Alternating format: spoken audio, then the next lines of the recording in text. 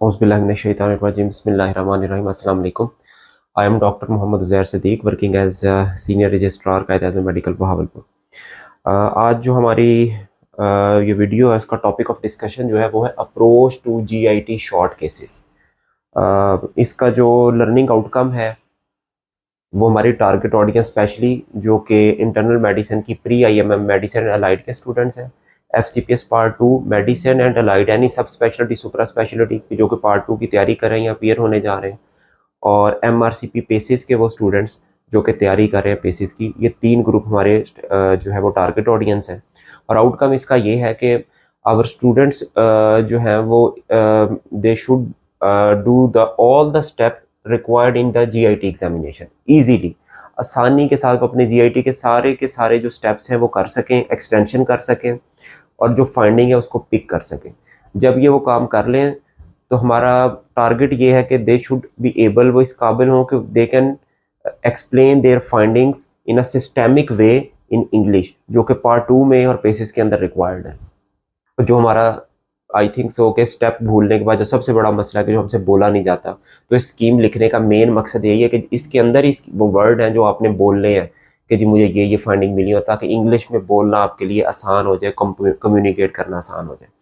तो इसके लिए कुछ प्री रिक्वेजी है। इस वीडियो को देखने से पहले पहली प्री रिक्वेजी कि आप अपने स्टडी पार्टनर के साथ बैठेंगे, आपके पास बुक होगी, ताकि जो मैं चीज़ें बोलूँगा, लेकिन ये आपको ब्लैक बोर्ड व्हाइट बोर्ड हो सकता है आपको इतना अच्छा नज़र ना आ रहा हो, तो इससे आपने परेशान नहीं होना। मैं खुद आपको बताऊँगा, बस आपको दूर से नज़र आ जाए कि ये 2 लाइनें ऐसे लिखनी है।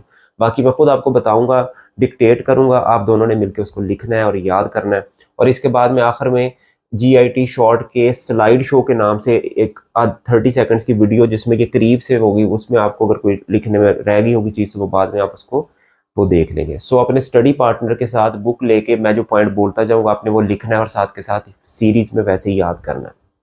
दूसरी बात, ये वीडियो शुरू करने से पहले क्योंकि इसकी एक्सटेंशन में जीपी आना है, जनरल फिजिकल एग्जामिनेशन, तो काइंडली पहले आप जनरल फिजिकल एग्जामिनेशन वाली मेरी वीडियो देख लें। वो है तो 1 घंटे की, लेकिन मैंने वो उसको जो है ना अच्छे तरीके से इसलिए किया कि वो मेन हमारी एक्सटेंशन है। ये जीपी की एक्सटेंशन हर सिस्टम के साथ अटैच है, रिस्पिरेटरी में भी अटैच है, कार्डियोवास्कुलर में भी अटैच है, न्यूरो में भी अटैच है।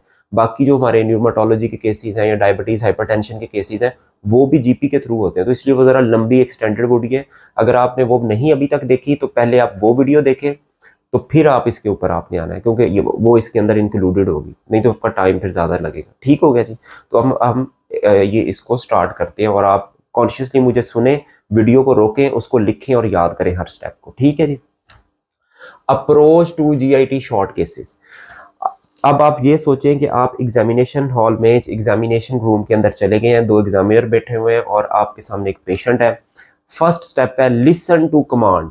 हमेशा शॉर्ट केस की यही आपका पहला स्टेप यही होगा, लिसन टू कमांड। जीआईटी के अंदर 2 तरह से आपको कमांड मिल सकती है। Number 1, do the abdominal examination and proceed, या बाज़ औक़ात वो ऐसे हो सकता है, वो कहेगा palpate the mass in the abdomen and proceed, या palpate the mass in right iliac fossa and proceed, या पैलपेट को अदर विजरा जैसे कि किडनी पैलपेट करें एंड प्रोसीड। ठीक है, तो ये 2 तरह की कमांड हो सकती है और वही मैंने इधर लिखी है। Listen to command, do the abdominal examination and proceed, palpate viscera, right iliac fossa या एनी अदर मैस। तो ये होगी पहली चीज़, आपने कमांड सुननी है। कमांड सुनने के बाद आपने पेशेंट को अप्रोच करना है। अब पेशेंट को अप्रोच करने के बाद अगला जो स्टेप होता है, जो दूसरे नंबर पे है, दैट इज़ वेरी इंपॉर्टेंट, कि introduction with the patient and consent. So intro and consent, इसके 3 पार्ट है। ये जैसे हमने पहले जीपी में भी किए थे, इसके 3 पार्ट है इंट्रो कंसेंट। पहला पार्ट, आपने पेशेंट को अपना इंट्रोडक्शन कराना। मेरा नाम डॉक्टर उज़ैर सिद्दीक है, आपका क्या नाम है? बराए मेहरबानी अपना नाम बताएं। वो बताएगा जी मेरा नाम मोहम्मद आसिफ है। हम कहेंगे आसिफ साहब बहुत शुक्रिया, मुझे आपके पेट के मुआयने का कहा गया है, उसके लिए मुझे आपके पेट से और जिस्म के बाकी हिस्से से कपड़े को हटाना पड़ेगा ताकि मुआयने के अंदर आसानी हो, तो उसके लिए मुझे आपकी इजाज़त दरकार होगी, क्या आपकी इजाज़त है? तो वो कहेगा बिल्कुल इजाज़त है। ठीक है, तो दूसरा स्टेप हो गया, पहले इंट्रोडक्शन हो गया, फिर आपने उससे कंसेंट लेना है, यानी कि जो आपने एग्जामिन करना है और जो उसको एक्सपोजर के लिए चीज़ें आप फिर आपने वो एक्सप्लेन किया। उसके बाद तीसरा पार्ट, आस्क अबाउट पेन, कि अच्छा आसिफ साहब आपको जिस्म के किसी भी हिस्से में अगर कोई दर्द हो रही है कि मैं हाथ लगाऊं आपको दर्द हो, वो मुझे पहले बता दें ताकि मैं उस जगह का मुआयना एहतियात से करूं। ये नहीं पूछना पेट में कहीं दर्द, आप ना पेट में या जिस्म के किसी भी हिस्से में, क्योंकि आपने साथ ही अप्रोच शुरू कर देंगे और आप भूल जाएंगे। वैसे को पेट और इसके साथ जिस्म के किसी भी हिस्से में दर्द है मुझे बता दें, ठीक है। तो ये 3 पॉइंट है और ये उर्दू में लिखना है आपने और आपके आपके स्टडी पार्टनर ने। Intro with each other Urdu में लिखें, राइट मेल, मेल की कंसेंट उर्दू में लिखें, फीमेल की, अगर यही फीमेल हो, आसिफ साहब की जगह कोई फातिमा आ जाए, आयशा आ जाए, उसको आपने कैसे एग्जामिन करना है, तो आपने वैसे ही बताना कि मिस फातिमा मुझे आपके पेट के मुआयने का कहा गया, उसके लिए मुझे आपका कपड़ा हटाना पड़ेगा, अगर आप इजाज़त देंगी तो, और अगर आप चाहें आपके साथ कोई फीमेल अटेंडेंट है उसको हम अंदर बुला लेते हैं, जैसे आप कंफर्टेबल हो। तो हो सकता है वो आपको हेल्प आउट कर दे कि आप एग्जामिन कर ले, हो सकता है कि आपको एग्जामिनर का बेटा आप ऐसे ही प्रोसीड कर लें, तो जो आपको आसानी मिले। अगर वो कहे कि नहीं फीमेल को बुला लो और कोई बुलाने गया है तो आपने रुकना नहीं है, आपने एग्जामिनेशन स्टार्ट कर देना। तो ये 3 पार्ट हो गए इंट्रो एंड कंसेंट के, ये दूसरे नंबर पे हो गए। तीसरा नंबर, जब आपने पेशेंट से कंसेंट भी ले ली तो अब आपने पेशेंट की पोजीशन बनानी है according to GIT system requirement और उसका एक्सपोजर लेना है, that is called position and exposure. Supine position, bed के अंदर बिल्कुल सीधा लटा देंगे उसको, 45 या 30 डिग्री पे नहीं लगाना, patient should be in the supine position. Exposure कितना होना चाहिए, मिनिमम रिक्वायर्ड एक्सपोजर है ज़िफिस्टर्नम से लेकर प्यूबिक सिम्फिसिस तक, जो अपर बॉर्डर जहाँ पे प्यूबिक हेयर की लाइन होती है, प्यूबिक सिम्फिसिस। फीमेल में थोड़ा सा कॉन्शियस रहना है, उसको बस थोड़ा सा अबव ही रखना, लेकिन मेल में कोशिश करें कि ज़िफिस्टर्नम से लेकर प्यूबिक सिम्फिसिस तक लें। इन स्पेशल सर्कमस्टांसेस हमारा जो एक्सपोजर है जीआईटी का वो up to the mid thigh तक होता है, जिसमें हम जेनेटेलिया को भी एग्जामिन कर सके, लेकिन उसके लिए प्रॉपर प्राइवेसी होनी चाहिए, फीमेल जो है ना अटेंडेंट साथ होना चाहिए और आपका जो पेशेंट है वो अच्छी तरह काउंसल्ड होना चाहिए, अदरवाइज मिनिमम रिक्वायरमेंट है up to the pubic symphysis.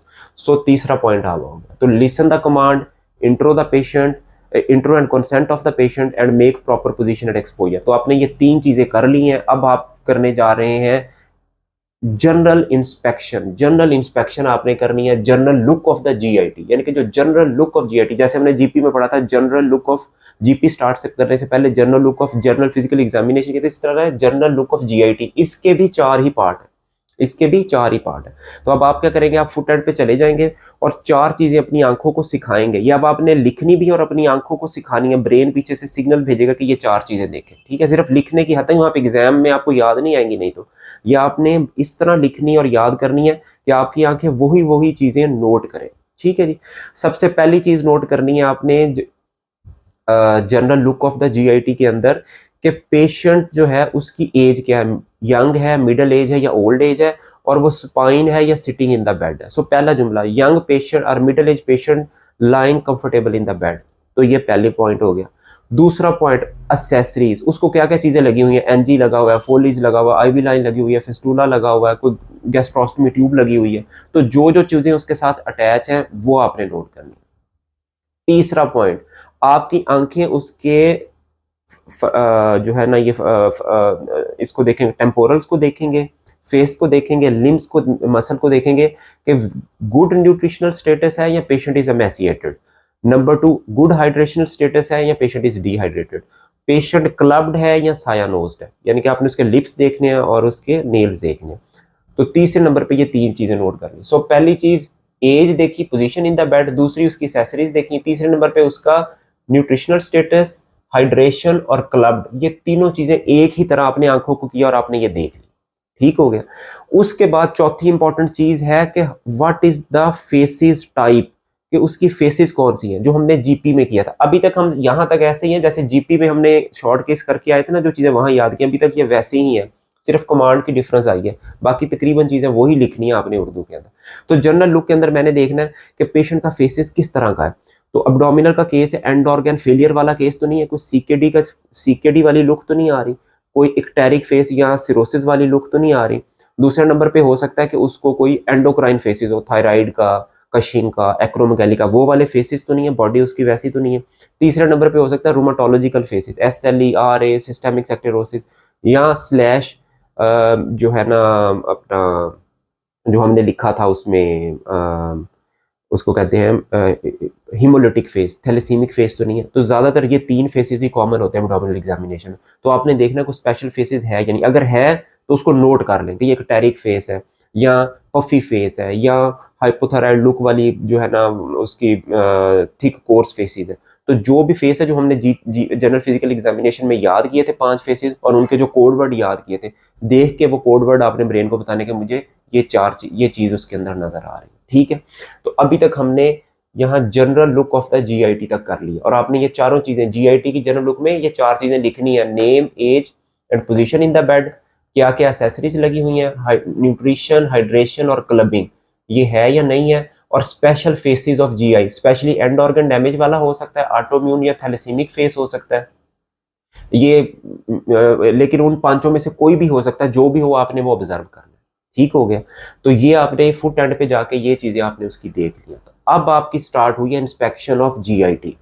ठीक है, तो पहली 4 चीजें हर शॉर्ट केस में मैंने जैसे पहले बताया था कॉमन है, अब आप जीआईटी की तरफ स्पेसिफिक आ गए, तो यहां तक आपने कर लिया। अब आप फुट एंड पे ही खड़े होंगे या आप फुट एंड के ऊपर ही पेशेंट के खड़े हुए हैं और इंस्पेक्शन करने लगे। इंस्पेक्शन के आपने 5 पोर्शन बनाए हुए हैं। ठीक है, आपकी आईज को आपने कहा है कि मैंने 5 तरह से उसकी इंस्पेक्शन करनी है। पहले किया है कि मैंने आई को कमांड दी हुई है कि मैंने पेशेंट की देखना है what is the shape of the abdomen and either it is moving respiration और नॉट।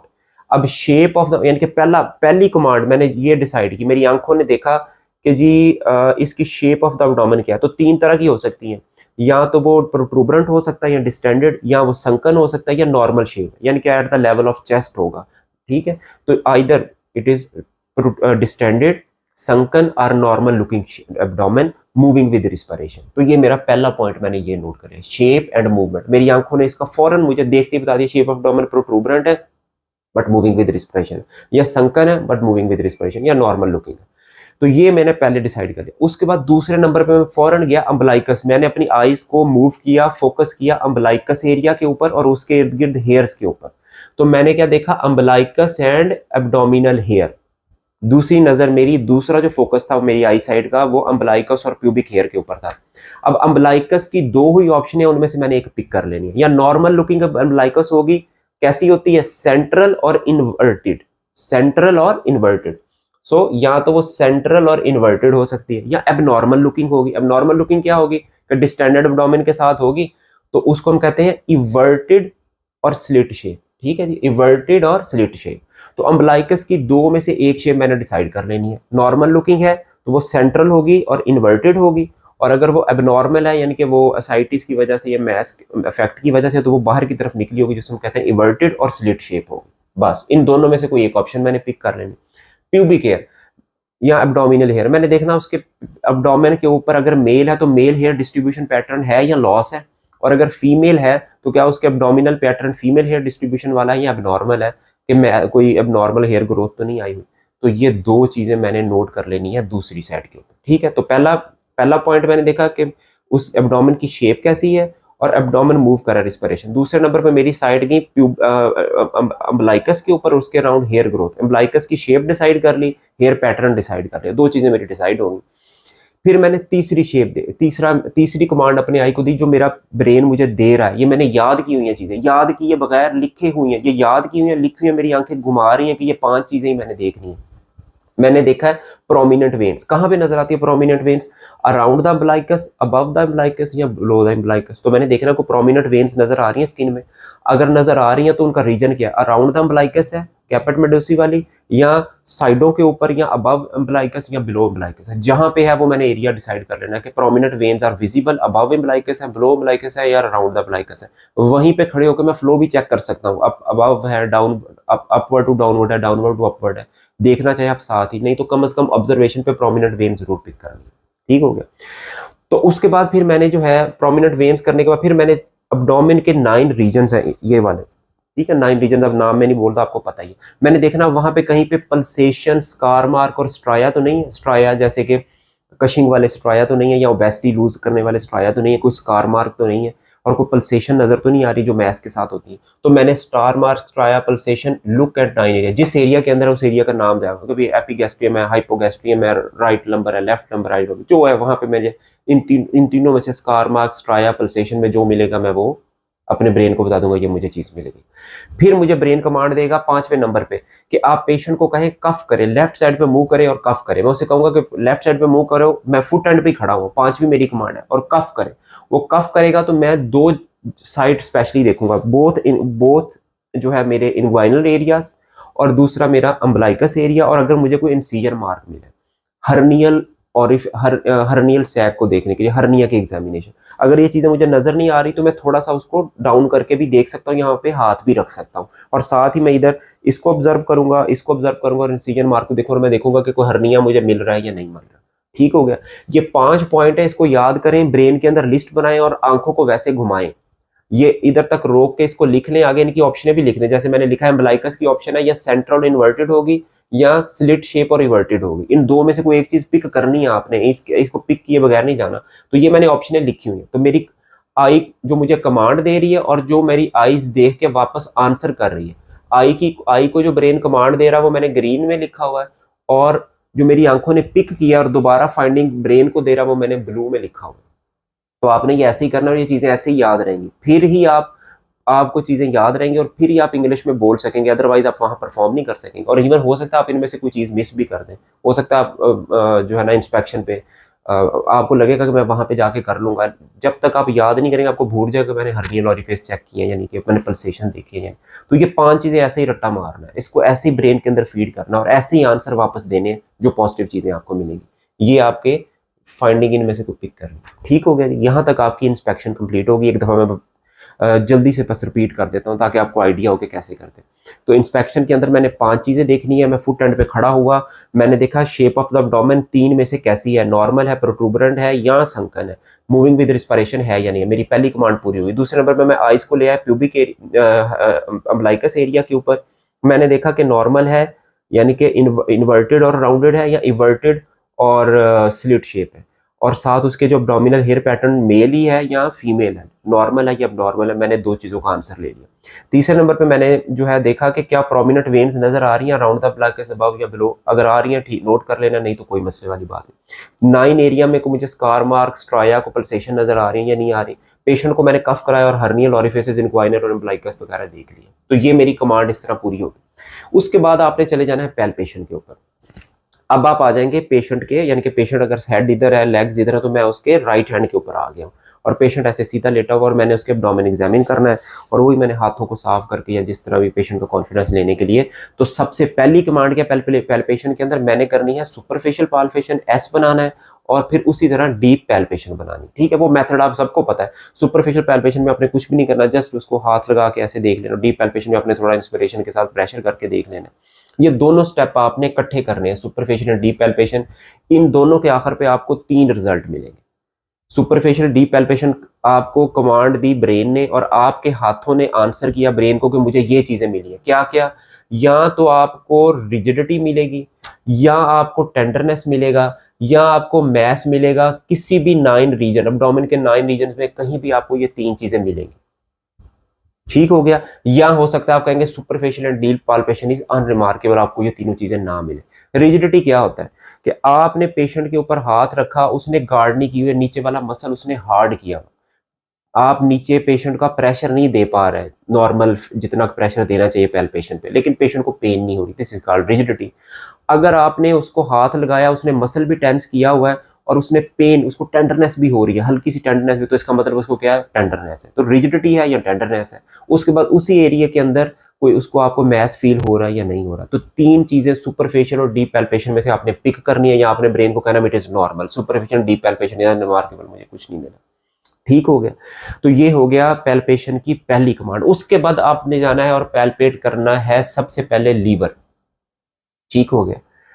पहले आपने इनके सुपरफिशियल पैल्पेशन कर ली और डीप पैल्पेशन कर ली और ब्रेन को आपने बता दिया कि कहीं मुझे रिजिडिटी या टेंडरनेस या मैस मिला है या नहीं मिला। मिल गया तो ठीक, नहीं मिला तो इट इज नॉर्मल।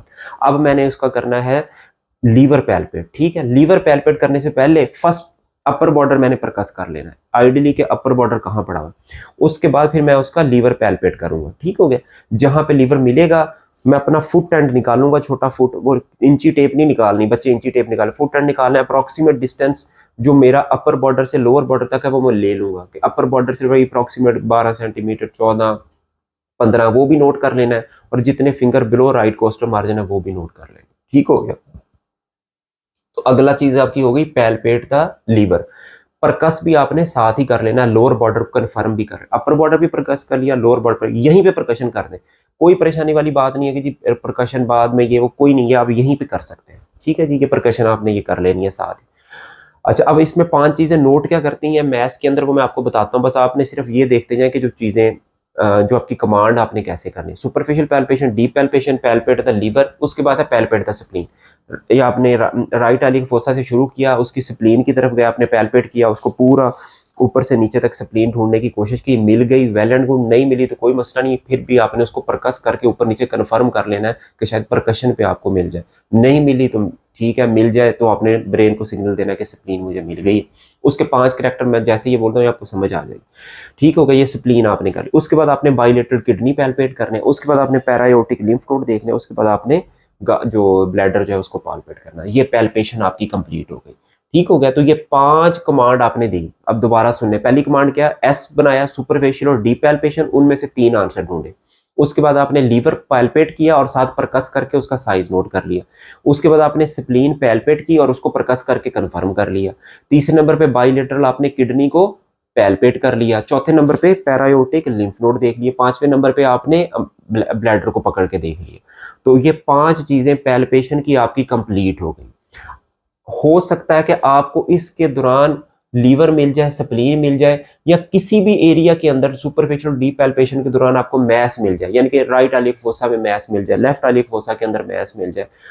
तो लीवर मिल जाए, स्प्लीन मिल जाए या मैस मिल जाए एब्डोमेन के अंदर, तो उसकी 5 करैक्टर आपने बताने हैं।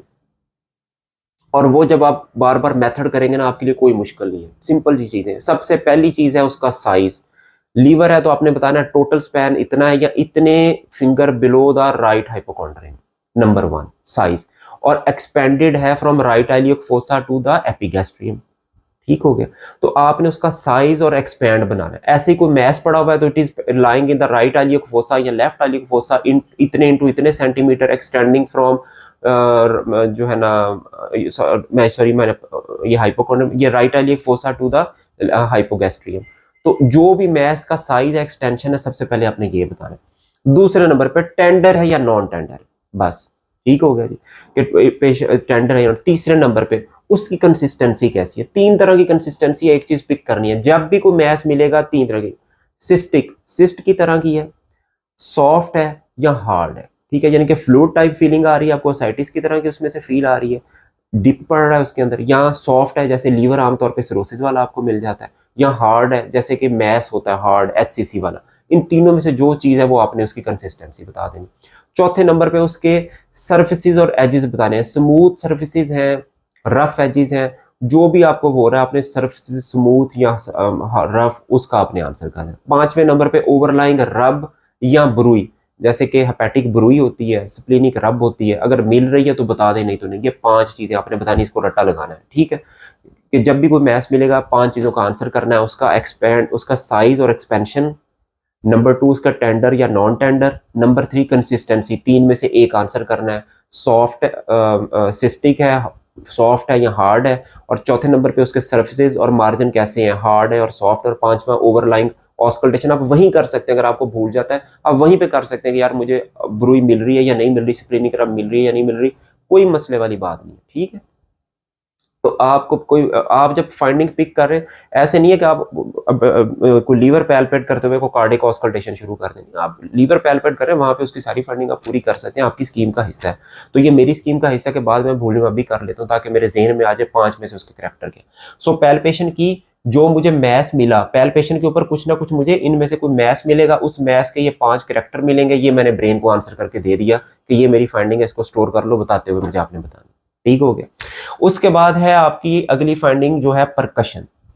परकशन जो है एब्डोमेन के अंदर 2 चीजों के लिए हम करते हैं, बुक में लिखा होता है ना, आप पढ़ेंगे कि या विजरा की कंफर्मेशन के लिए या फ्री फ्लूइड देखने के लिए। अब विजरा की कंफर्मेशन हम पहले कर चुके हैं, मैंने आपको बताया साथ के साथ कर लेनी है, वो आपने बाद में नहीं करनी, बाद में नहीं याद रहती, वो आपने साथ ही कंफर्म कर लेना है। ठीक है, कि विजरा है नहीं है क्या है, वो आपने सिर्फ परकशन करनी है अब to see the free fluid in abdominal cavity. तो आपने उसकी वही फ्लूइड थ्रिल चेक करनी है कि फ्लूइड थ्रिल है या शिफ्टिंग डलनेस, इनमें से जो एक फाइंडिंग है फ्लूइड थ्रिल मिल रही है, शिफ्टिंग डलनेस, तो आपने ब्रेन को बता देना है कौन percussion patient is having free fluid in the abdomen confirmed by fluid thrill और शिफ्टिंग डलनेस। ठीक हो गया। उसके बाद आखिरी पॉइंट है ऑस्कल्टेशन। अब ऑस्कल्टेशन ऑफ एब्डोमेन बड़ी इंपॉर्टेंट है, आपने इसको नहीं भूलना, अक्सर स्टूडेंट भूल जाते हैं। क्या करना है आपने, सबसे पहले जो है राइट वाले ये जो जहाँ पे हम वो इंसिजन देते हैं अपेंडिक्स का, वहां पे आपने बावल साउंड सुननी है। इंटेंसिटी कैसी है, ऑडिबल है, नहीं ऑडिबल है, लो इंटेंसिटी है, नॉर्मल इंटेंसिटी है, बस रखना है और उठा लेना। मिल गई आपको, बस ठीक है, बावल साउंड और ऑडिबल। इससे ज्यादा कोई 1 मिनट नहीं आपने इसके ऊपर लगाना, क्योंकि शॉर्ट केस है, टाइम थोड़ा। ये आपने किया। उसके बाद आपने रीनल ब्रूई सुननी है दोनों तरफ। ठीक है, ये आपने सबसे पहले क्या सुना, बावल साउंड सुनी, दोनों तरफ की आपने रीनल ब्रूई सुनी। कोई विजरा मिला हुआ है स्प्लीन या किडनी, अगर आप कर चुके हैं तो रिपीट ना करें, अगर आप भूल चुके हैं तो आप दोनों ये इन दोनों को आपने सुन लेना। अगर मिला है तो सुनना है, उसके अलावा कोई जरूरत नहीं। उसके बाद पैरायोटिक ब्रूई, एयोटिक ब्रूई, वो आपने ये जो है ब्लाइकस है उससे ऊपर थोड़ा सा स्टैथ रख के सुन लेना और थोड़ा सा दबाना है। वो 20 पेशेंट के अंदर तो नहीं मिलता, लीन एंड थिन हो तो जरूर सुन ले, हो सकता है आपको एयोटिक ब्रूई मिल जाए। मिल जाए तो वेल एंड गुड, ना मिले तो कोई मसला नहीं। 4 चीजें हो गई। 5वीं चीज है सक्सेशन स्प्लैश। सक्सेशन पे अगर आपका जीआई को यहाँ पे आपको मैस वगैरह पड़ा हुआ है, यहाँ पे आपको लग रहा है कि डिस्टेंडेड सा है, तो आप उसके ऊपर इधर स्टैथ रख के सक्सेशन स्प्लैश चेक कर लेते हैं, जो कि स्टैथ से चेक करना होता है। तो ये 5 चीजें हैं, बावल साउंड, रीनल रीनल ब्रूई, ठीक है, नंबर 1 रीनल ब्रूई, और उसके बाद एयोटिक ब्रूई, उसके बाद ऑस्कल्टेट द विजरा अगर पैल्पेबल, और सक्सेशन स्प्लैश। यही ऑस्कल्टेशन की बातें हैं जो आपने करनी है। ठीक है, रिपीट कर देता हूँ, बावल साउंड, दोनों तरफ की रीनल ब्रूई, अगर कोई विजरा मिला हुआ है लीवर या स्प्लीन, लीवर मिलेगा तो आपको हेपेटिक ब्रूई मिलेगी, स्प्लीन मिलेगी तो स्प्लीनिक रब मिलेगा। उसके बाद एयोटिक ब्रूई आपने वो सुन लेनी है अगर लीन एंड थिन है, और सक्सेशन स्प्लैश इफ नीडेड है। ठीक हो गया। तो यहां तक आपकी ऑस्कल्टेशन कंप्लीट हो गई। जीआईटी का शॉर्ट केस कभी फेल नहीं होता अगर आप सही तरीके से करें, एक बार याद रखिएगा। और तकरीबन हमारे सारे स्टूडेंट ये फाइंडिंग पिक कर लेते हैं, बस उनसे मसला यही होता है कि कभी कभार वो इन 5 चीज़ों को नोट करना भूल जाते हैं। यहाँ पर कशन जो है ना, वो फ्लूइड थ्रिल शिफ्टिंग डलनेस वो सही तरीके से नहीं करते, इसका मेथड ठीक नहीं होता, और ऑस्कल्टेशन भूल जाते हैं। बाकी तकरीबन वो सारी चीज़ें कर लेते हैं। इंस्पेक्शन में बहुत सारी चीज़ें भूल जाते हैं। इंस्पेक्शन में बस उनको याद ही नहीं रहता क्या देखना है, वो फिर तुक्के से मार रहे होते हैं, फिर बार बार एब्डोमेन की तरफ देख रहे होते हैं। तो स्कीम याद करनी है, आंखों को ट्रेन करना है, वो चीजें नोट करनी है, दिमाग को बताना है कि मुझे इन 5 में से ये चीजें मिल गई हैं, और बताते हुए वही रिप्रोड्यूस करनी है। ठीक है, तो ये स्टूडेंट अक्सर भूल जाते हैं और कहते हैं वो फिर बस आंखें लगा के, क्योंकि स्कीम नहीं बनी हुई, ब्रेन को पता ही नहीं है मैंने देखना क्या, बस एब्डोमेन देखते हैं, बस इतना याद रहता है डिस्टेंडेड है या क्या था, और बस खत्म होगी बात, और बाकी कुछ नहीं। तो आपने ये पार्ट बनाने हैं, ये मैसेज है। ठीक हो गया। तो अब आपका जीआईटी का एग्जामिनेशन हो गया, बड़ा आसान है, बड़ी इजी है। अब आपने इसको क्या करना है, इसकी एक्सटेंशन स्टार्ट करनी है। तो एक्सटेंशन के लिए आप इधर आ जाते हैं, do the general physical examination, GPE. ठीक है, अब जीपी हम ये डिस्कस कर चुके हैं, हम ये पढ़ चुके हैं, इससे पहले हमने इसका शॉर्ट केस कर लिया है। तो वही जीपी सारे का सारा रिपीट करना है। वो 1 घंटे की वीडियो आपको लगेगा कि ये बहुत, लेकिन जब आप उसको याद कर लेंगे, आप उसको समझ लेंगे, यकीन करें वो 1 घंटे का जीपी जो है वही 3 मिनट में करेंगे, 3.5 मिनट में करेंगे। हम अभी भी 3.5 मिनट में कर लेते हैं। ठीक है, करना कोई मुश्किल नहीं, उसमें फाइंडिंग भी पिक कर लेते हैं, और इवन बताना भी आसान हो जाता है। बार बार करेंगे, बोलेंगे, फिर ही आपको बताया जाएगा। अब मैं आपको जो जीपी हमने किया था वो मैं जल्दी से उसके स्टेप बताता हूँ, और आप मेरे ख्याल आपने बस अपनी कॉपी वो निकाल लेनी है, वो मैं बताता जाऊंगा। आपने भी वीडियो रोक के आप भी बोलें, और अगर कोई चीज़ भूल जाए तो जो जीपी के हमने नोट्स लिखे गए उसको पढ़ लिए। बाकी मैं बोलता हूँ, इसको गौर से सुने। तो मैं जीपी शुरू करूंगा, तो अब वाइटल्स वाला पोर्शन मैं ओमिट कर दूंगा, मुझे वाइटल्स इसमें नहीं चाहिए। ठीक है, वाइटल सिर्फ जीपी की कमांड हो या सीवीएस की, उसमें बीपी देख रहे हैं तो इसमें आपने ओमिट कर देना। मैंने उसके देखने हैं बोथ हैंड्स, मैंने उसके हैंड देखे, बोथ हैंड में मैंने उसके जो है सबसे पहली कमांड थी, मैंने उसका नेल्स देखा, बोथ हैंड के नेल्स देखे, बोथ हैंड के स्मॉल ज्वाइंट्स देखे, बोथ हैंड के रिस्ट देखे, कोई ऑटोइम्यून डिसऑर्डर तो नहीं मुझे मिली। उसके बाद मैंने उसकी स्किन को देखा कि कोई हार्ड स्किन तो नहीं है, पेपरी स्किन कशिंग वाली तो नहीं है, हाइपोथायराइड वाली तो नहीं है। तो मैंने उसकी जो है डोर्सल सर्फेस से ये 3 चीजें देखनी। उसके बाद जीपी बोथ हैंड्स की मैंने पाम देखी, किस लिए, मैंने उसके थिनार, हाइपोथिनार, पेलर और स्किन क्रीसेस, एड्रीनल इनसफिशिएंसी या एडिशन के लिए देखी। उसके बाद मैंने उसे कहा कि अपने हाथों को सीधा करें, ट्रेमर्स करें, और फिर मैंने उसे कहा फ्लैपिंग ट्रेमर्स करें। तो ये मेरा हैंड का बोथ हैंड का एग्जामिनेशन कंप्लीट हो गया। उसके बाद फिर मैंने बोथ पल्सेस देखी, दूसरी मेरी कमांड थी बोथ पल्सेस। दोनों पल्सेस देखी, रेगुलर है, इररेगुलर, टैकी, ब्रेडी है, उसके बाद खत्म हो गया। उसके बाद मैंने बोथ हैंड को एक्सपोज किया अप टिल द एक्सिला, उसमें मैंने देखा कि मुझे स्किन चीजेस, रैश, को ब्लीडिंग डायथीसिस, कोई आईवी लाइन, को फिस्टूला वगैरह, वो मैंने देख लिया। रिस्ट जॉइंट तो इन्फ्लेम्ड नहीं है, वो मैंने देख लिया। एक्जिला को खास तौर पे देखा, कोई डिस्चार्जिंग साइनस या कोई जो है ना कोई एकांथोसिस नेग्रिकेंस वगैरह तो नहीं है, वो मैंने देख लिया। उसके बाद फिर हमारी अगली जो स्कीम में हमने लिखा हुआ था लिम्फ नोड, दोनों एक्सिलरी लिम्फ नोड देखे और साथ ही मैंने इनग्वाइनल लिम्फ नोड, और ये अक्सर मिल जाते हैं। तो जब आप एक्सटेंशन कर रहे होंगे जीआईटी की, तो जीपी के अंदर लिम्फ नोड और हैंड एग्जामिनेशन बड़ा इंपॉर्टेंट है, आपको इसमें फाइंडिंग मिलेंगी। ठीक है, आपको ल्यूकोनिकिया, काइलोनिकिया, क्लबिंग्स और half and half nails, palmar erythema, Dupuytren's contracture, तो ये हैंड एग्जामिनेशन बड़ा इंपॉर्टेंट है जीआईटी में। और इसी तरह एक्सिला के लिम्फ नोड मिल सकते हैं, तो लिम्फ नोड मैंने देखे, ये वाले देख ले। ठीक है, उसके बाद मैं चला गया फेस के ऊपर। जनरल लुक हमने देख ली थी, वो हमने स्कीम बनाई हुई है कि 5 में से कोई एक फेसेस देखना है, जो मिल जाएगा उसका हमने स्कीम में वर्ड लिखा हुआ है, मैं ये बोल दूंगा कोई भी जो फेसेस आएगा ना। फेसेस का नाम ये नहीं लिखना थायराइड लुक, मैंने बताना है कि मिक्सडिमिक फेस है, पफी फेस है, ये नहीं कहना कि कशिंगाइड फेस, आपने बताना है कि प्लेथोरिक लुक विद बुफेलो हम। तो ये मैंने पहले देख लिया, तो यहाँ पे इसलिए फेस के ऊपर मैं उसकी जनरल फेसेस के ऊपर नहीं जाऊंगा, मैं स्टार्ट करूंगा आई से। आई में मैंने लिखा था, आई की मैंने 4 चीजें देखनी थी। मैंने उसका जो है अपर आईलिड देखना है कि वो रिट्रैक्टेड है ऊपर की तरफ या टोसिस है नीचे की तरफ। उसके बाद उसके ऊपर क्या फाइंडिंग है, कोई जेंथलिज्मा या कोई हेलियोट्रोप रैश या लॉस ऑफ लेटरल आईब्रो है या नहीं है। तो पहली चीज मैंने लिड देख ली। दूसरे नंबर पे मैंने जो है वो दोनों प्यूपल्स देख लिए, डायलेटेड या कॉन्स्ट्रिक्टेड या नॉर्मल। तीसरे नंबर पे मैंने उसका लोअर कंजक्टिवा फॉर पेलर देखा। चौथे नंबर पे मैंने उसका स्क्लेरा देखा जॉन्डिस के लिए या कोई रेड आई के लिए। तो मेरी आई एग्जामिनेशन कंप्लीट होगी। उसके बाद मैंने नोज के ऊपर, नेजोलेबियल फोल्ड और लिप्स के ऊपर देखा, जो चीज मिल जाएगी वो मैं नोट कर लूंगा और उसके बाद छोड़ दूंगा। और उसके बाद ओरल कैविटी एग्जामिनेशन करूंगा, वो पता है आपको, टीथ देखा, ओरल का म्यूकोजा देखा, फेरिंग्स देखा, हाइजीन देखी। ओरल कैविटी बड़ी इंपॉर्टेंट है क्योंकि जीआईटी है ना, तो ओरल एग्जामिनेशन आपने बताना है, मिस भी नहीं करना इसके अंदर।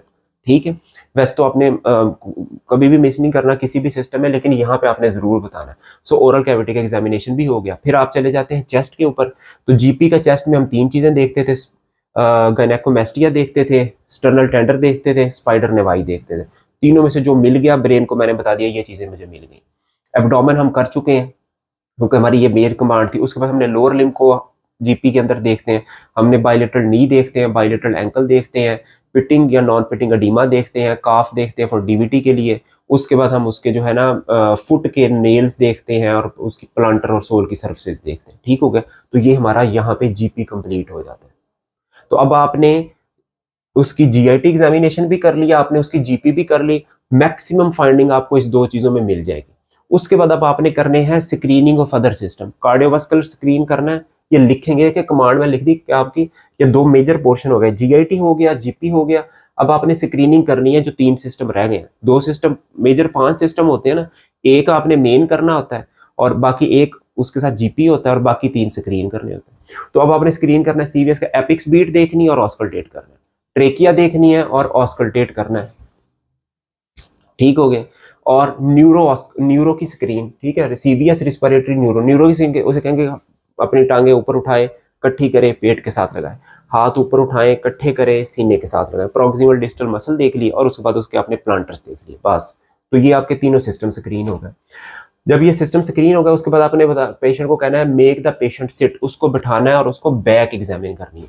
ये हमने ये ऐसे ही चलेगा जैसे हमने जीपी में भी ऐसे ही किया था। जीपी में बस ये था कि पहले हमने जीपी पहले कर लिया और उसके बाद हमने ये बाकी सिस्टम इसको इन चारों को स्क्रीन कर लिया था। इसमें यह कि ये पूरा एक्सटेंडेड कर लिया और बाकियों को हम स्क्रीन करते जा रहे हैं।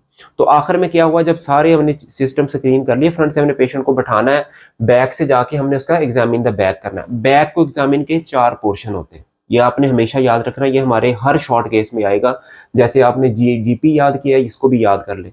एग्जामिन द बैक में क्या था, ये हम कर भी चुके हैं जीपी के केस के अंदर, तो इसलिए मैं शॉर्ट कर रहा हूँ कि नेक देखनी है, फिर थायराइड पैल्पेट करना है, लिम्फ नोड देखने हैं, सब मैंडिबुलर, सर्वाइकल, सुप्राक्लेविकुलर और पोस्टीरियर एक्सिलरी। उसके बाद मैंने चेस्ट को ऑस्कल्टेट करना है, अपर, मिडल और लोअर, यानी कि सुप्रा, इंटर और इंफ्रास्कैपुलर रीजन, ऑस्कल्टेशन की फाइंडिंग लेनी है। तीसरे नंबर पे मैंने उसका स्पाइन की टेंडरनेस देखनी है, स्पाइन की डिफॉर्मिटी देखनी है, सैक्रल एडिमा देखना है। मेरा मेथड जो है ये यहाँ तक सारा कंप्लीट हो जाएगा। उसके बाद कॉन्शियस रहना है कि अगर आपको लगे कि यार इसका मैं जेनिटेलिया एग्जामिन कर लूँ, तो ये अक्सर हम भूल भी जाते हैं और आप इसकी आदत बनाएं। तो उसमें ये, अगर कोई मेल पेशेंट है अच्छा कोऑपरेटिव, आपके पास टाइम बच गया ना, आप जस्ट उसको खड़ा करके उसे आप थोड़ा सा एक्सप्लेन कर दें कि मुआयने के लिए ये ज़रूरी है, तो अगर आप इजाज़त दें तो क्या मैं आपके जेनेटेलिया देख सकता हूँ। वो कहेगा बिल्कुल देख लें। आपने उसको एक्सपोज करके टेस्टिस देख लेना है, कुछ स्वेलिंग तो नहीं है, और ग्लव्स पहन के पैल्पेट कर लेना है, टेंडर वगैरह कोई चीज़ तो नहीं आपको मिल रही, और कफ करा के देख लेनी है। और पीआर प्रोक्टोस्कोपी अगर पेशेंट कहे आपको नीड हो तो आप कर लें, नहीं तो कोई मसले वाली बात नहीं, लेकिन याद ज़रूर रखें कि ये इसका पार्ट ज़रूर है। ठीक हो गया। तो आखिर में आपने कवर एंड थैंक्स, ठीक हो गया। ये सारी चीज़ें लिखें, लिख के जैसे मैंने आपको बोल के बताई है, एक दूसरे को बताएं। पहले आपको लिखनी पड़ेंगी, उनका जो आपको एंड रिजल्ट मिलेगा वो आपको लिखना पड़ेगा कि ये ग्रीन कमांड मेरे ब्रेन को मुझे याद है, ब्रेन मुझे याद कराएगा, और ये चीज़ें देख के मैं ब्रेन को बताऊंगा कि ये मेरे इस वक्त शॉर्ट केस में ये है, ये फीड कर लो। ठीक हो गया। तो यहां तक आपने ये सारी चीज लिख ली है, जेनेटेलिया तक कर लिया, पेशेंट को कवर और थैंक्स बोल दिया है। अब आपका मेथड पूरा हो चुका है। अगली चीज क्या है कि आपने ये जो टोटल मेथड किया, जिसमें आपने सबसे पहले एक्सटेंडेड जीपी किया है, उसके बाद आपने जनरल एक्सटेंडेड जीआईटी सिस्टम किया है, फिर जनरल फिजिकल एग्जामिनेशन किया है, फिर आपने सारे सिस्टम स्क्रीन किया, और फिर बैक को देखा है। तो उसमें से आपको मुख्तलिफ तरह की फाइंडिंग मिलेंगी। ठीक है, कुछ फाइंडिंग मैं आपको बता देता हूँ। मैक्सिमम जीआईटी के शॉर्ट केसेस के अंदर आपको क्या मिल सकता है, खुद देखें। लीवर और स्प्लीन मिलेंगी, वो टेंडर भी हो सकते हैं, वो नॉन टेंडर। तो यही हमने लिख दिया, टेंडर और नॉन टेंडर, हेपेटोमेगैली या स्प्लीनोमेगैली, कोई एक फाइंडिंग आपको इनमें से मिल सकती है। ठीक हो गया। असाइटीज विद एंड विदाउट विजरा, कि फ्री फ्लूइड आपको मिल जाए। हो सकता है सिर्फ फ्री फ्लूइड मिले, सिर्फ असाइटीज मिले, या हो सकता है liver, spleen, kidney, lymph node, कोई आपको चीज मिल जाए। So ascites with and without viscera आपको मिल सकता है जीआईटी के अंदर, एब्डोमेन के अंदर। इसके अलावा आपको मिल सकता है abdominal mass other than liver, spleen and kidney. Liver, spleen और किडनी के अलावा आपको कोई एब्डोमिनल मैस मिल सकता है, जैसे राइट आलिक फोसा मैस जो एब्डोमिनल टीबी और आईबीडी में मिल सकता है, लेफ्ट आलिक फोसा मैस सी कोलॉन में मिल सकता है, या और कोई जीआईटी की एब्नॉर्मेलिटी। ठीक है। अच्छा, उसके बाद आपको मिल सकता है single and bilateral palpable kidney. तो ये चारों चीजें आपने एट द एंड, ये जहां पे आपने स्कीम लिखी है, एक दूसरे को याद करके सिखाई है, उसमें लिखने के एब्डोमेन में मुझे इन चार में से कोई चीज मिलेगी। ठीक हो गया। और आपको बताना कैसे वो भी हम कर लेते हैं। ठीक है। और एक्सटेंशन पे क्या मिलेगा ये भी लिख लें, क्योंकि ये जो शॉर्ट केस होता है ना, आपके पास सारा मेन्यू एक स्कीम में लिखा पड़ा हो, आपके ब्रेन के अंदर बत्तियां जल जाए कि मेरी ये फाइंडिंग मुझे मिली है। ठीक है। तो जो आपने आपको एक्सटेंशन में क्या मिलेगा, जैसे मैंने आपको बताया कि जीआईटी में मिलेगा या जीपी में ज्यादा फाइंडिंग आपको मिलेगी। तो अक्सर फाइंडिंग आपको ना एक्सटेंशन ऑफ जीपी में ये सारी चीजें आपको मिलेंगी। क्या क्या मिलेंगी? सबसे कॉमन है जॉन्डिस एंड पैलर। जीपी के अंदर आपको अब्डोमेन के अंदर लीवर मिले, स्प्लीन मिले, एसाइटिस मिले, या जो है ना ये तीनों चीजें मिले, तो आपको जनरल फिजिकल एग्जामिनेशन के ऊपर स्क्लेरा और पाम के ऊपर पैलर्स और साथ जॉन्डिस, ये दो चीजें जरूर मिल सकती हैं। ठीक है। तो जॉन्डिस और पैलर मिल सकता है। जब भी एब्डोमिनल फाइंडिंग के साथ जॉन्डिस और पैलर आपको मिल जाए, ठीक है, तो क्या क्या डिफरेंशियल हो सकते हैं? तो वो डिफरेंशियल हो सकते हैं cirrhosis, end organ failure, haemolytic anaemias, या इन्फेक्शन। अब ये बेशक ग्रीन अभी ना याद करें, मैं इसकी ना नेक्स्ट वीडियो, इसके बिल्कुल अगली जो वीडियो होगी ना, उसमें how to diagnose the finding, आपने फाइंडिंग को कैसे, जो फाइंडिंग आई है आपने इनको कैसे मैच करके डायग्नोसिस बताना है, वो मैं अगली वीडियो में बताऊंगा। बस आप एक्सटेंशन में ये याद रख लें कि जॉन्डिस और पैलर मिल सकता है। हैंड के ऊपर आपको ऑटोम्यून वाला जॉन्डिस एंड पैलर मिल सकता है। उसके बाद लिम्फ नोड, स्टर्नल टेंडरनेस और ब्लीडिंग, यानी कि हीमेटोलॉजिकल तीन चीजें मिल सकती हैं, लिम्फ नोड, स्टर्नल टेंडरनेस और ब्लीडिंग साइट। तो ये तीन चीजें मिल सकती हैं। उसके बाद प्लूरल एफ्यूजन एंड एडीमा, यानी कि असाइटिस तो है, साथ आपको एफ्यूजन भी मिल गई और पीडल एडीमा भी मिल गया, फ्री फ्लूइड इन और 3 कैविटीज, तो ये चीजें मिल सकती हैं। उसके बाद आपको मिल सकते हैं इन्फ्लेम्ड ज्वाइंट्स, रूमाटोलॉजी फाइंडिंग फेस के ऊपर या स्किन लीजन्स। ठीक है। इंपॉर्टेंट स्किन लीजन्स आपको ये SLERA के भी मिल सकते हैं, इसके अलावा इन्फ्लेमेटरी बाउल डिजीज के भी मिल सकते हैं, जैसे कि पायोडर्मा गैंग्रीनोसम वगैरह। तो ये चीजें आपने याद रखनी है। ठीक हो गया। ये हमारी स्कीम जीआईटी की कंप्लीट हो गई है। आपने इन सब चीजों को लिखना है, लिख के एक दूसरे को याद करके सुनाना है। फिर आपने बताना है कि एब्डोमेन के अंदर ये 4 तरह की फाइंडिंग मिल सकती हैं, जीआईटी के अंदर मुझे ये 4 तरह की चीजें मिल सकती हैं, तो जीपी में जीपी में 4 चीजें क्या मिल सकती हैं जनाब, बड़ी कॉमन, पैलर एंड जॉन्डिस, ठीक हो गया। Lymph node, sternal tenderness, bleeding diathesis, ये दूसरी चीज होगी। तीसरे नंबर पे ऑटोइम्यून डिसऑर्डर वाले रूमेटॉइड हैंड मिल सकता है, फेस के ऊपर ऑटोइम्यून डिसऑर्डर के साइंस मिल सकते हैं, या स्किन लीजन्स मिल सकती हैं in the form of autoimmune disorder RASLE की, या इन्फ्लेमेटरी बाउल डिजीज वाली, या हमें असाइटिस की तरह कहीं और फ्री फ्लूइड मिल सकता है जैसे कि प्लूरल फ्यूजन और एडीमा। अब इनके GIT का सारा आपका ये केस हो गया। अब आखिरी वीडियो के अंदर एक हम छोटी सी कोई एक मॉक केस करके देख लेते हैं कि जो स्कीम लिखी है हमें बोलते हुए आसानी होती है या नहीं होती। ठीक है भाई, ये स्कीम लिखी हुई है, ये ब्रेन के अंदर होगी, ठकाठक चीजें आपको लगेंगी और देखें आपके इंग्लिश के वर्ड भी बनते जाएंगे। तो इसमें कोई आपको हम कोई अलहदा से कोई एक्स्ट्रा वो नहीं करनी, बस आप 5-6 दफा इसको बोलते जाएंगे। अब जो ज्यादा मेरे स्टूडेंट मुझसे ज्यादा अच्छा बोलते हैं, मुझसे गलती हो जाती है, जो मेरे कोलीग हैं वो बहुत अच्छा बोल लेते हैं, जो ये जिन्होंने ये स्कीमें लिखनी है। तो अभी हम एक मॉक केस कर लेते हैं और इस वीडियो के बाद फिर मैं आपको बताऊंगा कि इन दोनों फाइंडिंग्स को मिला के आपने डायग्नोसिस कैसे ढूंढने, GIT के डायग्नोसिस, यानी कि आपने पहले एग्जामिनर को शॉर्ट केसेस बताना है, पहला स्टेप कि ये मेरी फाइंडिंग है और उसकी बेसिस पे एब्डोमेन में ये मिला है, GP पे ये मिला है। वो आगे आपसे पूछेगा what is the disease suspected, तो अब वो डिजीजेस कैसे बतानी है वो अगली वीडियो में। अब सिर्फ मैं एक मॉक केसेस के तौर पे आपको बोल के बता रहा हूँ कि इसका शॉर्ट केस GIT का बोलते कैसे हैं वो सुने। अब आप हमको फाइंडिंग सिलेक्ट कर लेते हैं। फाइंडिंग ऐसे सिलेक्ट कर लेते हैं कि हमें ना एक जनाब मिडल एज पर्सन है, लुक के ऊपर, ठीक हो गया कि मिडल एज पर्सन है और बेड के अंदर जो ना वो लाइंग है और एमेसिएटेड सा है उसका, और कोई स्पेशल फीचर उसके नहीं है, ठीक है। और हमें ना उसकी एब्डोमेन के अंदर जो है ना मिल गया है जनाब हेपेटोस्प्लीनोमेगाली भी मिल गई है और फ्री फ्लूइड एसाइटिस भी मिल गया, ठीक है। तो एब्डोमिनल एग्जामिनेशन पे हमें ये मिल गया। तो साथ उसके जो हमने जब GP किया तो GP के अंदर जो है ना हमें पैलर मिला और लिम्फ नोड मिले, ठीक है। तो अब हमने इसको कैसे बताना है ये केस आपने, यानी कि मैं कहीं लिख देता हूँ ताकि आपको याद रहे कि जो हम शॉर्ट केस की जो फाइंडिंग मिली है ना कि मैं उसको बोलूंगा कैसे।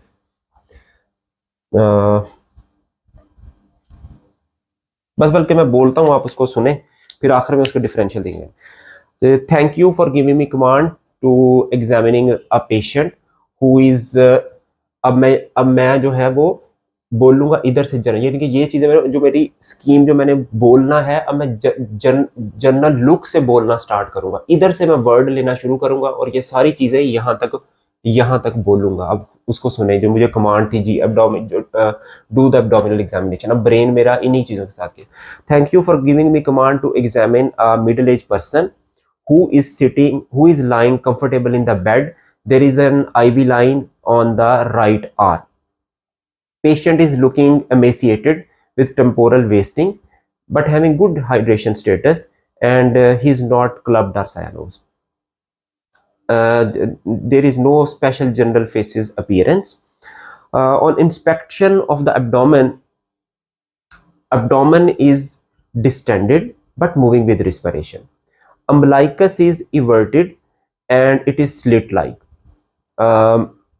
but patient is having normal male hair distribution pattern. There are no scar marks, stria or visible pulsation in abdomen, and hernial orifices are intact even on cuff impulse. On palpation, superficial and deep palpation is unremarkable. There is no rigidity or tenderness in no specific mass. But on dipping method, patient is having palpable liver. It is approximately 14 centimeter with forefinger below the right hypochondric region. It is non-tender, soft and soft in consistency and soft margins. Then there is no overlying bruit is audible. Spleen is also palpable in the left hypochondric region. It is approximately 4 finger and total liver approximately 7 to 8 centimeter below the left costal rib margin. extending towards the umbilicus. It is also non-tender, soft in consistency, and there is no splenic rub is audible. Otherwise, I have not found any palpable kidney. Paraortic lymph node is not there, and bladder is not palpable. On percussion, there are sign of free fluid is there. Patient is having positive shifting dullness. Auscultation of GIT is unremarkable. On extension of the GIT, I have found patient is having pallor that is evident from the palm as well as sclera, but there is no jaundice. I have not found the jaundice. Patient is also having palpable lymph nodes in both axilla as well as in inguinal region and cervical region. Largest one is in the left cervical region. It is into 3 centimeter, non-tender, rubbery inconsistency. There is no overlying discharging sinus. Otherwise, patient is not having specific finding on the hand joint examination, and oral cavity examination is unremarkable. There is no thyromegaly, and patient is not having sternal tenderness at present or gynecomastia. Lower limb examination, patient is having only pedal edema. Screening of respiratory system unremarkable. Cardiovascular system is unremarkable. Non-focal neurological examination, and genitalia I could not examine due to the lack of privacy and shortage of time. Sir, thank you. And my finding is that my patient is having hepatosplenomegaly with ascites, on extension having pallor and lymph node. Okay, what is your diagnosis? With these findings, my first diagnosis is that patient is having hematological malignancy like lymphoma with peripheral lymph nodes, hepatosplenomegaly and free flow. Second differential is that patient is having infection like disseminated TB or HIV. These two are my differentials in this case. So ये मैंने आपको बोल के बता दिया. अब मैं ये नहीं बोल सकता जब तक ये चीजें मेरे सामने ना हो. ये मेरे सामने है तो मैं ये बोल पाया हूं, नहीं तो मेरे लिए भी इंग्लिश बोलना उतना ही मुश्किल है जैसे कैंडिडेट के लिए. ठीक है, तो आप जितना इसको बोलोगे आपकी बोलना और इतना अच्छा हो जाएगा. अभी मैंने टाइम लेंथ कर दिया क्योंकि बड़े अरसे बाद मैं भी वो कर रहा हूँ. तो आप जब इस केस को बार बार बोलेंगे आपको पता चल जाएगा कि यार इंपॉर्टेंट नोज ये बोल रहे हैं, इंपॉर्टेंट यस ये बोल रहे हैं. स्कीम आपके सामने होगी, फाइंडिंग आपके पास होगी, आपने मिला के लगा देना. ठीक है जी, तो ये GIT की अप्रोच हो गई है. अब आपने मोक केसेस ऐसे ही चीजें, इन दोनों में से चीजें मिलाएं. आप सिलेक्ट करेंगे पेशेंट को सिर्फ एसाइटिस है और जॉन्डिस है, बोल के बताओ पहले स्कीम और इसके डिफरेंशियल मुझे बताओ. ऐसे आप कहें जी उसको प्लूरल फ्यूजन भी है और एसाइटिस भी है, लीवर स्प्लीन भी है, अब इसका बताओ. इसी तरह जी इन्फ्लेम्ड ज्वाइंट है और साथ लीवर स्प्लीन है, जॉन्डिस है, अब बताओ स्किन लीजन है. ये सारी फाइंडिंग बताओ, डिफरेंशियल बताओ. तो एक दूसरे को आपने ऐसे बोल के करना है. ठीक है जी, थैंक यू, बहुत शुक्रिया.